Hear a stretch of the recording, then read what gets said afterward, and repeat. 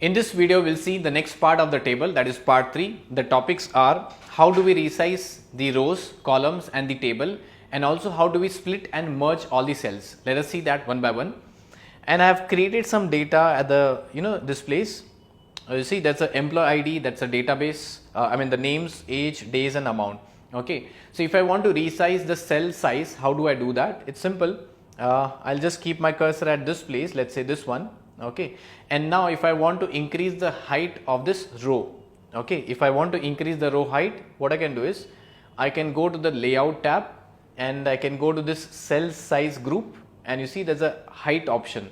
So if I increase the height from here, the height of this entire entire row will be increased. So you observe what will happen if I keep on expanding it, the height of the entire row is getting increased. Similarly, if you want to decrease, you can do that, right? And if I want to increase the width of this column, okay, you can select this option as width. So I'll just increase the width, and you observe the width of the column is getting increased, and similarly width of the column is getting decreased, right? That is for one column. So every time you have to keep on doing for all the columns, so it is a tedious task. Why not I do a shortcut method by just resizing all the columns and rows into equal size. So how do I do that? So just keep your cursor in any cell, okay, and you can go to the layout tab. If you click on this distribute rows, what will happen is all the rows will get the equal height. Okay, so if I click on this distribute rows, all the rows will get equal height. Observe here, this height is bigger, this height is smaller, this height is bigger. So if I click on this distribute rows, observe all the columns have equal height now, right? If I click on this distribute rows, now what about the columns? This was for the rows. What about the columns? This column is bigger size, this one is smaller size, this one is again a smaller size. If I click on distribute columns, all the columns will have equal width itself. So I'll just click on distribute columns, and you observe all the columns will have equal width itself, right? So this way you can properly format your table as per your requirement. But if you observe carefully, this text which is given as database, it is not properly satisfied in this equal height, and the person cannot see it properly. So what I'll say is I want to auto fit the contents. Any text which is written, I want to auto fit. So I'll just click on this auto fit, okay, and the text will be visible. If I say auto fit contains, this content is properly visible in just one line. Okay, it has taken auto fit. That means whatever space it required, it will take that, and rest it will neglect. So you see maximum space is taken by amount, so that is the size. Maximum space is taken by this word employee details, so it has taken that size.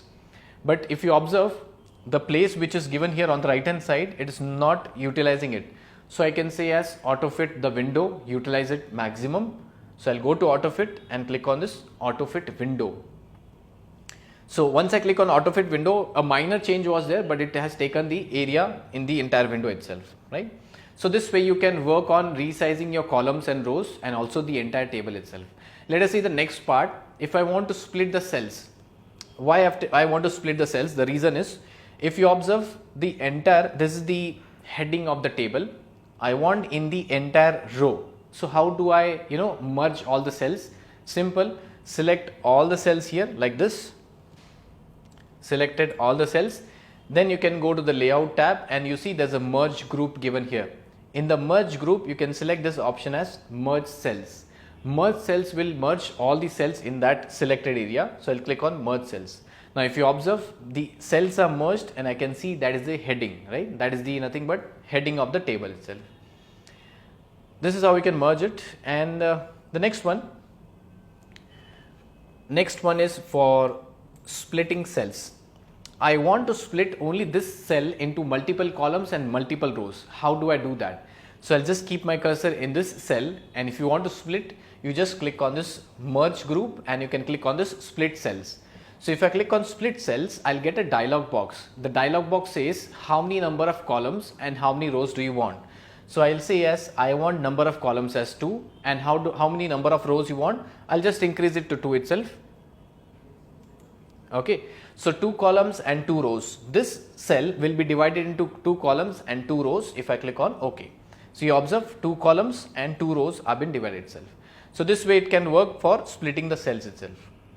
So merging and splitting. Now the next one is, if I want to split the entire table, right, table into two partitions, how do I do that?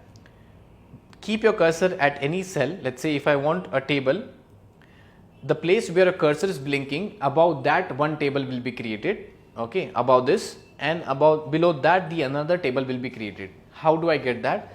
So I'll just keep my cursor at this place, A35, in any place, and any place in this row, and if I click on the split table, my table will be splitted into horizontal manner. So if I click on this split table, observe, so from A35, anything whatever was in the upper place, it has created another table.